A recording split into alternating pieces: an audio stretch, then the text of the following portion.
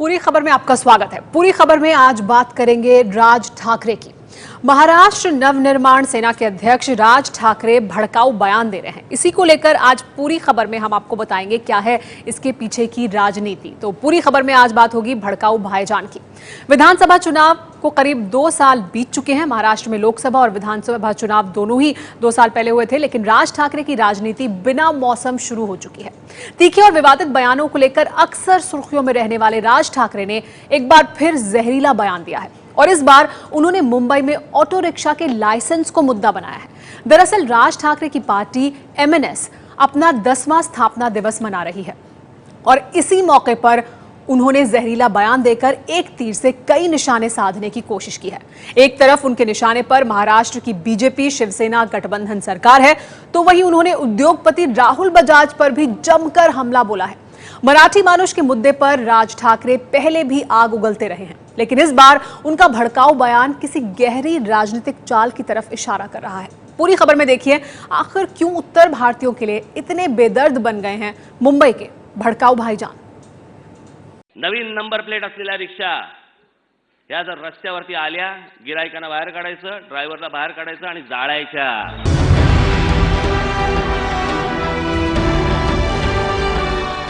महाराष्ट्र नवनिर्माण सेना के 10वें स्थापना दिवस समारोह में राज ठाकरे की जुबान ने फिर नफरत की आग उगली।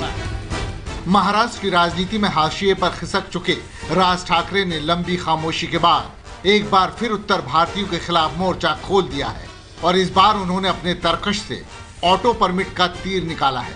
दरअसल महाराष्ट्र में अभी करीब 41,000 नए ऑटो रिक्शा को परमिट जारी किए गए हैं। राज ठाकरे का आरोप है कि महाराष्ट्र में बांटे गए 70,000 ऑटो परमिट में से ज्यादातर गैर मराठियों को दिए गए हैं। 70,000 तुम्हाला रिक्षांचे परवाने द्यावे लागतील, लगेच इंटरव्ह्यू, लगेच या सगळ्या गोष्टी कशासाठी चालू आहेत? आता मला आज कळलं की 1190 कोटी रुपयांचा व्यवहार होणार आहे। काय फरक आहे तुमच्यात आणि काँग्रेसवाल्यांमध्ये?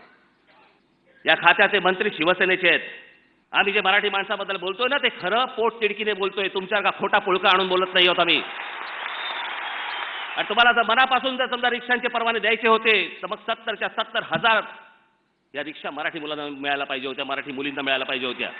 त्याच्यामध्ये 70 ते 72% परप्रांतीय येतात कसे? ज्यांचा या मुंबई महाराष्ट्राची काही संबंध नसलेली माणसं येतात कशी आणि परवाने मिळवून घेऊन जातात कशी? तुम्हाला या मराठी मुलांशी काही महाराष्ट्राची देणं घेणं नाहीये। तुम्हाला फक्त राहुल बजाज मधल्या येणाऱ्या पैशाची मतलब आहे तुम्हाला। नवीन रिक्षा, नवीन परवाने मिळालेल्या रिक्षा, नवीन नंबर प्लेट असलेल्या रिक्षा या जर रस्त्यावरती आल्या, गिरायकांना बाहेर काढायचं, ड्रायव्हरला बाहेर काढायचं आणि जाळायच्या।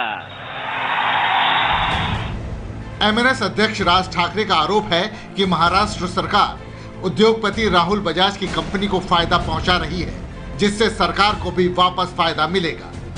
जब ऑनलाइन फॉर्म भरा जा रहा था तो मनसे के लोग कहाँ थे?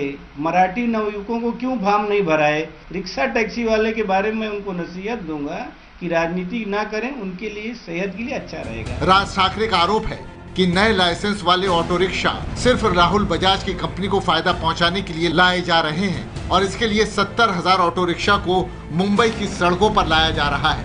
राज ठाकरे का कहना है इससे बजाज को 1190 करोड़ रुपए का फायदा होगा। राज ठाकरे का यह भी आरोप है कि 70,000 नए ऑटो रिक्शा में से 70 से 72% रिक्शा के लाइसेंस महाराष्ट्र के बाहर के गैर मराठी लोगों को दिए गए हैं। या सगळ्या रिक्षा बनतात या राहुल बजाज यांच्या बजाज कंपनीमध्ये बनतात। सगळ्या रिक्षा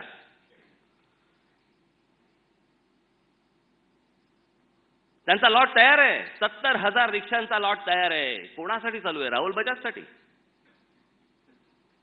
त्या रिक्षाची एका रिक्षाची किंमत आहे 1,70,000 रुपये। 1,70,000 रुपये गुणिले 70,000 मी मगाशी काढलं 1190 कोटी रुपयांचा व्यवहार होणार आहे। 1190 कोटी रुपयांचा व्यवहार। ह्याचा किकबॅक किती असणार आहे? हे कशासाठी गडबडीत चालू आहे तुमचं? ज्या गोष्टींसाठी तुम्हाला 15 वर्षाचा दाखला देखील नकोय, तुम्हाला सीआयडी सर्टिफिकेट देखील नकोय, राहुल बजाजच्या आत्ता तयार असलेल्या फक्त रिक्षा रस्त्यावरती आणायच्या आहेत, ह्यांचा व्यवहार पूर्ण। देवेंद्र फडणवीस, मला याचं उत्तर पाहिजे। मराठियों से मोहब्बत और गैर मराठियों से नफरत की राज ठाकरे की ये सियासत उनके विरोधी भी खूब समझते हैं, लेकिन बयानों की तीर छोड़ने के सिवाय आज तक कोई उनका कुछ बिगाड़ नहीं सका है। और यही वजह है कि इस बार भी जब राज ठाकरे ने बयानों की गोलियां दागी तो उन पर भी एक बार फिर जवाबी फायरिंग शुरू हो गई। देखिए, हम राज ठाकरे जी को ये बताना चाहेंगे कि महाराष्ट्र और देश किसी के बाप की जागीर नहीं है और ये देश सबों का देश है। और ख़ास तौर पे महाराष्ट्र में लगातार शुरू से ही, चाहे शिवसेना हो या मनसा के लोग हों, राज ठाकरे हों, उद्धव ठाकरे हों, ये लोग हमेशा से उत्तर भारतीय, बिहारी और यूपी के लोगों को हमेशा से इस तरह का वहाँ तंग करने का काम कर रहे हैं। और वहाँ फिलहाल में भाजपा की सरकार है और बीजेपी की सरकार कोई कदम और कोई कार्रवाई नहीं कर रही है। ये भाजपा हो या शिवसेना हो या राज ठाकरे हो, इनका काम ही आग लगाना है। मैं तो कहता हूँ राज ठाकरे की अगर औकात है तो मुंबई से बाहर आ जाएं और मुंबई से बाहर आके इस प्रकार की भाषा का इस्तेमाल करें। वहां पर तो खड़े होकर किसी भी प्रकार की भाषा, क्योंकि सरकार उनके साथ खड़ी है, पुलिस उनके साथ खड़ी है, उनके द्वारा जो आतंक फैलाया जाता है, जो दहशत फैलाई जाती है, उसके पीछे सरकार का समर्थन होता है, इसीलिए वो इस प्रकार की बातें करते हैं। ऐसे लोगों के चलते ही इस देश की लोकतांत्रिक व्यवस्था, संघीय व्यवस्था समाप्त हो जाती है और ऐसे लोग लगातार बिहार और उत्तर भारत को निशाना बनाते हैं। इतने कायर और कमज़ोर, इतने निपुंसक टाइप के लोग ये लोग हैं कि ये लोग गरीबों पर वार करते हैं। आज राज्य सरकार का, मुख्यमंत्री का, राज्य सरकार का और जो गृह मंत्रालय है उसका कोई किसी को डर ही नहीं है। कोई भी कुछ भी कानून का उल्लंघन कर सकता है, कोई भी किसी को धमकी दे सकता है और राज्य सरकार सिर्फ एक दूर से तमाशा देख रही है। बहुत बुरी कानून और सुव्यवस्था की स्थिति है। उसका एक और उदाहरण इस बात से मिलता है। राज ठाकरे ने मराठी मुद्दे पर राजनीति करते हुए ऑटो रिक्शा को आग लगाने का बयान देकर खलबली मचा दी है। जाहिरी तौर पर राज ठाकरे के निशाने पर परमिट पाने वाले गैर मराठी हैं, लेकिन इस बयान के पीछे की राजनीति में अगर झांकें तो साफ है कि राज ठाकरे ने दरअसल एक तीर से कई निशाने साधने की कोशिश की है। 3 नंबर प्लेट असलेल्या रिक्षा या जर रस्त्यावरती आल्या, गिरायकांना बाहेर काढायचं, ड्रायव्हरला बाहेर काढायचं आणि जाळायच्या। राज ठाकरे बिहार के लोगों को पहले भी अपने ही देश में घुसपैठिया बताते रहे हैं। तीखे तेवरों में लिपटी उनकी जहर बुझी जुबान से निकली ये एक एक शब्द किस तरह नस्तर बनकर लोगों के दिलों में चुभ रहे हैं, इसका एहसास शायद उन्हें नहीं है, लेकिन हंगामा खड़ा करने का उनका जो मकसद है वो उसमें एक बार फिर कामयाब नजर आ रहे हैं। एक सभा में जो बात हुई है उनके ऊपर जो कानून हाथ में लेने की और ऑटो रिक्शा तोड़फोड़ और जलाने की बात की है, निश्चित तौर से ये महाराष्ट्र में कानून है। कोई भी आदमी कानून हाथ में लेके वो लॉ एंड ऑर्डर का इश्यू नहीं पैदा कर सकता है और कर देंगे तो कानून अपना काम करेगा, जरूर उनके ऊपर कार्रवाई होगी। और उस दौरान जो स्पीच हुआ है उनका भी हम पूरी तरह से जांच कर रहे हैं। अब आपने कन्हैया के बारे में तो देशद्रोही का मामला लगा दिया। आपको अगर ऐसा लगता है कि एक आदमी कह रहा है कि जलाओ, मारो, लूटो, तो वो तो ऑफेंस क्लियर। राज्य सरकार को आपको लगता है कि अब तक एक्शन नहीं लिया, ये बहुत गलत है? बिल्कुल, फडणवीस साहब को चाहिए कि वो तुरंत इस पे कार्रवाई करें, वरना लोग ये समझेंगे कि या तो फडणवीस साहब इनसे मिले हुए हैं या फडणवीस साहब इनसे डरते हैं। जाहिर है राज ठाकरे की न तो जुबान रुक रही है और न ही उनके सुलगते बयान, लेकिन इस बार उनके बयानों के पीछे उनकी महाराष्ट्र की राजनीति में काफी पीछे खिसक जाने को बड़ी वजह माना जा रहा है। दरअसल लोकसभा विधानसभा चुनाव में मिली करारी हार के बाद उनकी पार्टी में मतभेद, गुटबाजी और नाराजगी बढ़ने लगी थी। ऐसे में उनके इस बयान को पार्टी में एक नई जान फूंकने की कोशिश के तौर पर देखा जा रहा है। राज ठाकरे जी जेल के बाहर हैं इस समय। मुझे इसके भाजपा से भी शिकायत है। उनकी सरकार है वहां, जिसने इस तरह हिंसा भड़काने वाला बयान दिया हो उसे भाषण देने की अनुमति नहीं बल्कि जेल के शिक्षकों के पीछे होना चाहिए था। एक बात जरूर कहूंगा, राज ठाकरे जी के बारे में इधर कोई खबर नहीं आ रही थी। लग रहा था वो राजनीति में मर चुके हैं, एक सीट भी नहीं जीत पाए, तो उनकी राजनीतिक हैसियत का अंदाजा था।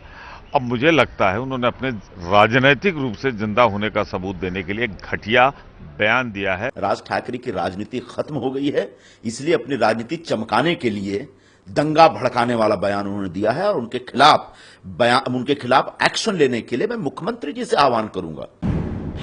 राज ठाकरे ने साल 2006 में बाल ठाकरे की शिवसेना से अलग होकर अपनी अलग महाराष्ट्र नवनिर्माण सेना नाम की पार्टी बनाई थी। शिवसेना से बगावत के बाद से ही राज ठाकरे और उद्धव ठाकरे की राजनीतिक राहें भी जुदा हो गई थी और उसके बाद एमएनएस और शिवसेना के बीच महाराष्ट्र में जमकर चुनावी घमासान भी होता रहा है। लेकिन इन दोनों पार्टियों के मुद्दे और मकसद एक ही रहे हैं। यही वजह है कि शिवसेना की तरह राज ठाकरे भी मराठी से मोहब्बत और गैर मराठी से नफरत की राजनीति चमकाते रहे हैं। म्हटलं उद्या उत्तर प्रदेश बिहारमध्ये उद्या शाळा काढतील, मराठी शाळा महाराष्ट्रात कमी होत आहेत, तिथे क्लासेस लावतील आणि नुसतं लिहिता वाचता बोलता मराठी नव्हे, तो जन्माने मराठी असला पाहिजे आणि त्यालाच इथे नोकरी मिळाल्या पाहिजे। मराठियों का सबसे बड़ा हितैषी कौन, इस सवाल के मुद्दे पर पिछले 10 सालों से शिवसेना और राज ठाकरे के एमएनएस के बीच घमासान जारी है।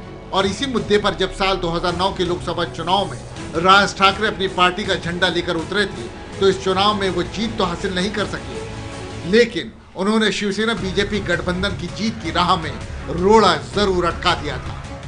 उसने अपन को मारा, लेकिन अपन ने उसको सिर्फ 2 मारा, लेकिन शॉलेट मारा कि नहीं। लोकसभा चुनाव से लेकर नगरपालिका चुनाव तक पिछले 10 सालों में राज ठाकरे की राजनीतिक ताकत में इजाफा होता चला गया। राज ठाकरे ने न सिर्फ मुंबई और महाराष्ट्र में शिवसेना को नुकसान पहुंचाया, बल्कि उसका मराठी मानुस का मुद्दा भी लपक लिया था। लेकिन 2014 में हुए विधानसभा चुनाव में एमएनएस सिर्फ 1 सीट जीत सकी थी और लोकसभा में उसका खाता तक नहीं खुल सका। अब अगले साल मुंबई में महानगर पालिका यानी बीएमसी का चुनाव होने वाला है। एमएनएस ने पहले ही संकेत दिया है कि वो बीएमसी चुनाव अकेले अपने दम पर लड़ेगी, जबकि राज्य में पार्टी की हालत बहुत अच्छी नहीं है। हो सकता है अपनी पार्टी को दोबारा जिंदा करने के लिए ही राज ठाकरे ने मराठी बनाम गैर मराठी का ये मुद्दा दोबारा सुलझा दिया है और मराठी मानुष के इस तल्ख मुद्दे के जरिए वो जहां शिवसेना और बीजेपी को कटघरे में खड़ा करने की कोशिश कर रहे हैं, वहीं कांग्रेस पर भी निशाना साध रहे हैं। लेकिन बड़ा सवाल यह है कि क्या महाराष्ट्र की जनता राज ठाकरे के बांटने वाले ऐसे भड़काऊ बयान पर उनका साथ देगी? और इससे भी बड़ा सवाल यह है कि क्या भड़काऊ बयान देने वाले मुंबई के इन भाईजान के खिलाफ महाराष्ट्र सरकार कोई कार्रवाई करेगी? ब्रेक के बाद आपको दिखाएंगे कि आखिर उत्तर भारतीयों के लिए राज ठाकरे क्यों बने हुए हैं इतने बेदर्द भाईजान।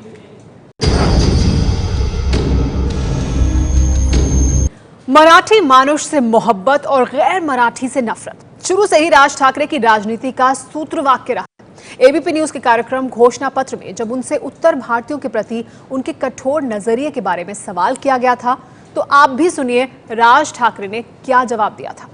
क्या मुंबई में कोई इस तरह का अंडर करंट है मराठी वर्सेस गुजराती का? और दूसरी बात, एक दूसरा भी सवाल है मेरा, आज आपने केसरिया रंग का कुर्ता पहना है, क्या राज ठाकरे भी मराठी और अब हिंदुत्व की तरफ बढ़ रहे हैं?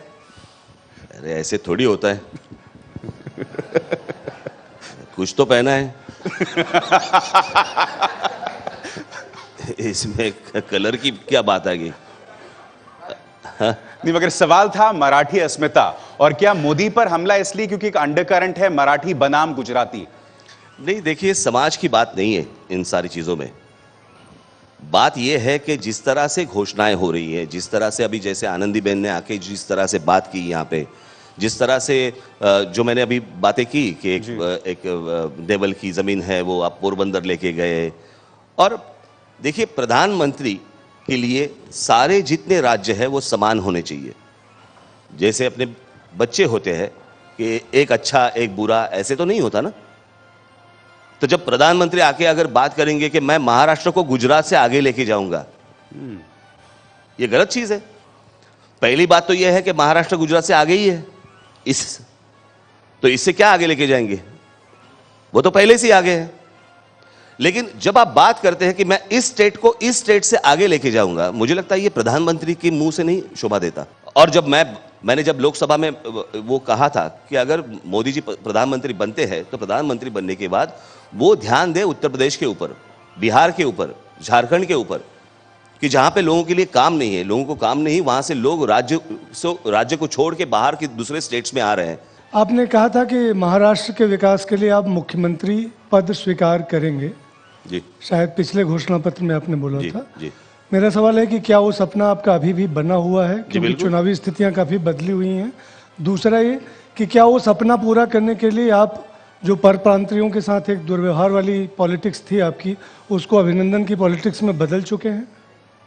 देखिए, आपका प्रॉब्लम क्या है मालूम है ना आप लोगों का? आप मराठी नहीं समझते, और जो मराठी आपको समझ में आती है वो हिंदी चैनलों से समझ में आती है, जहाँ पे आड़े टेढ़े मेरे जो जवाब होते हैं उसको आड़े टेढ़े बना के आप सामने रखते हैं, इसलिए आपको गलतफहमियां होती है।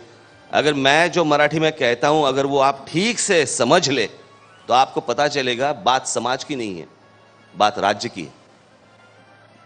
कल अगर उत्तर प्रदेश में अगर काम है और वहां से अगर बाहर से लोग आएंगे, उनको अगर काम मिलेगा, और उत्तर प्रदेश के युवकों को अगर काम नहीं मिलेगा तो वहां पे तो अनरेस्ट तो पैदा होगा ही।